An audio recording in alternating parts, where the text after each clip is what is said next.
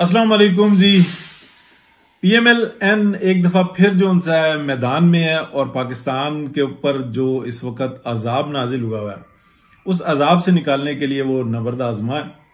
मियां मोहम्मद नवाज शरीफ ने इस कदर मुश्किल हालात में पै दर पै फैसले किए और इस बात का तहिया किया कि हमने हर सूरत में हमारी सियासत खत्म होती है, हम हमारे साथ जो मर्जी होता है, हमने इस पाकिस्तान को यानी कि पाकिस्तान की 22-25 करोड़ आवाम को उस मुश्किल से निकालना है जिसमें वो फंसे हुए हैं। यानी कि एक सल्तनत भी फंसी हुई है, एक रियासत फंसी हुई है, एक पाकिस्तान के जो अवाम है वो फंसी हुई है। हर तरह से मुआशी तौर पर और खारजा तौर पर हमें हर जगह पे इंटरनली यानी कि हमें तमाम जगहों से जो ना बहुत सारे मामलात का सामना है। मैं इस वक्त में एक बात जरूर करना चाहूंगा कि पाकिस्तान के ऊपर जो अजाब मुसल्लत किया है वो हम देखते हैं कि इंटरनेशनल और अंदरून से भी बहुत बड़े पैमाने पे एक माफिया ने इसको घेरा है। और उसके अंदर सबसे बड़ा जो हमारे लिए लम्हा फिक्री है वो ये है कि पाकिस्तानियों की बहुत बड़ी तादाद को जहनी तौर पर मफलूज करके रख दिया और उससे नबर्द आजमा होना बहुत ही मुश्किल है। वो अपने तौर पर सोचते हैं, उन्होंने अपनी एक दुनिया आबाद कर ली है और उसको आबाद करने में हमारी पाकिस्तान की establishment, supreme court, high courts, NAB court, Pakistan की ब्यूरोक्रेसी, पाकिस्तान की मीडिया ने एक दुनिया उनको बना कर दी है। अब वो उससे निकलने के लिए तैयार नहीं है। जो कुछ भी है इस सारी सूरत हाल के अंदर जो जिम्मेदारी उठाई है उसमें मैं एक बात ये जानता हूं कि पाकिस्तान के अंदर ये जो ओवरसीज की मिनिस्ट्री है इसका बहुत बड़ा किरदार होगा इन फ्यूचर, नियरेस्ट फ्यूचर में। और ऐसा कॉम्पिटेंट बंदा चाहिए और पीएमएल-एन के अंदर से चाहिए कि जो इस परसेप्शन को ठीक कर सके और उस जहर को अजाला कर सके जो कि पूरी दुनिया में फैला हुआ है। क्योंकि हम देखते हैं कि ये जो जमात है जो इस वक्त में तकरीबी कार्रवाइयों में सबसे आगे है, उसको सबसे बड़ी जो सपोर्ट है वो फॉरेन से है। और जो फॉरेन से सपोर्ट है वो आप समझ लें कि ओवरसीज पाकिस्तानी जिनसे है ना उसका मुदावा कर सकते हैं। उसके अंदर वो कौन सा ऐसा शख्स हो सकता है कि जो इसका मुदावा कर सके, ये बहुत ज्यादा सोचना जरूरी है।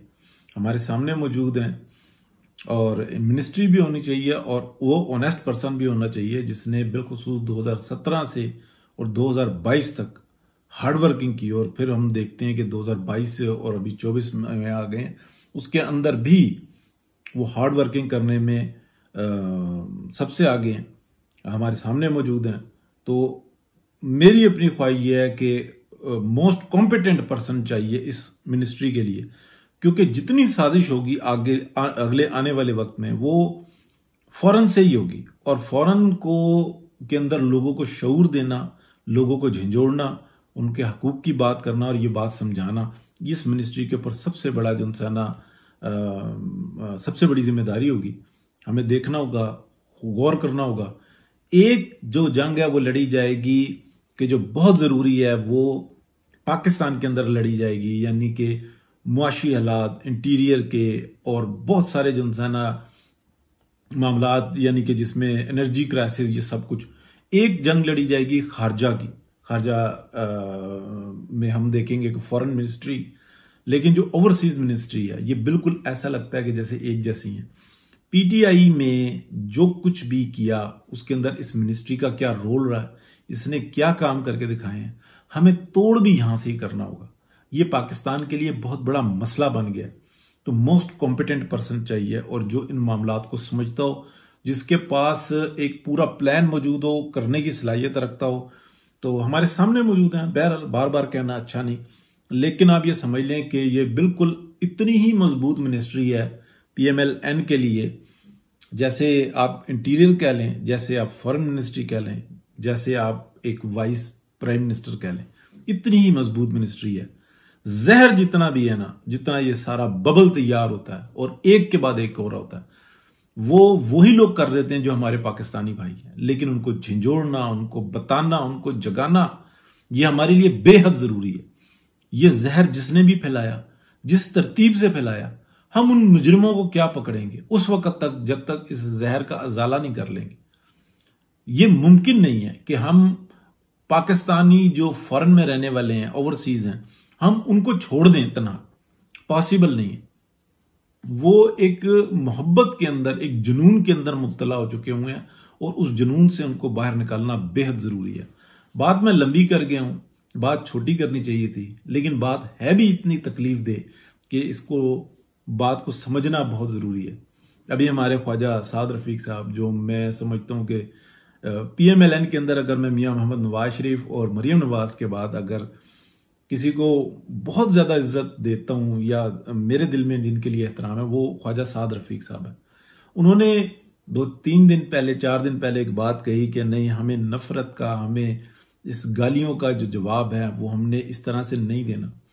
तो ख्वाजा साद रफीक में बहुत ही बड़े लीडर है मेरे सामने, मैं बिल्कुल एक अदना कारकुन हूं, लेकिन मैंने इस चीज को स्टडी किया और मैंने न्यूयॉर्क में स्टडी किया, मैंने लंदन में स्टडी किया, मेरे और दोस्त जो इंसान मुसलसल इस चीज को स्टडी करते हैं कि ये 5th जनरेशन वॉरफेयर क्या है।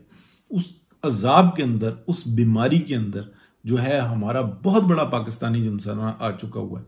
आप ये मत समझें कि ये कोई मामूली चीज है। आप 100 गालियां सुन के आप एहतराम से जवाब देंगे तो उनको ये होगा कि ये 100 कम है, हमें 1000 देनी चाहिए, और हम बल्कि हमें पैर से जूती निकाल के वो उनके सरों पे मारनी चाहिए 100। आप इस चीज को समझ ही नहीं पा रहे हैं। और ये बात बिल्कुल रोजे रोशन की तरह आई है कि ये एक टेक्नोलॉजी है। 5th जनरेशन वॉरफेयर में कोई असला नहीं इस्तेमाल होता, दिमागों को काबू किया जाता है। और इस चीज को जब समझ नहीं रहे तो वो उन्होंने ऐसी बातें की तो मुझे तकलीफ हुई। हम ठीक है, बहुत जूनियर हैं, कारकुन हैं, बहुत ही मामूली हैं, लेकिन हमने इस चीज को स्टडी किया है। आज से 10-12 साल पहले ये चीज नहीं थी, दुनिया में थी ही नहीं मौजूद, अभी है। अब हम उसका क्या करें? टीबी का इलाज एक वक्त में नहीं था, आज है। कैंसर बहुत सारे वो क्यूरेबल हो गए हैं, बहुत सारे नहीं हुए हैं, बहुत सारे आने वाले वक्त में हो जाएंगे, नई बीमारियां आ जाएंगी। क्या करें? हमें इन चीजों को देखना होगा, हमको समझना होगा। बात बहुत लंबी कर गया हूं, लेकिन बात करनी बहुत जरूरी थी। बहुत शुक्रिया जी, अल्लाह हाफिज।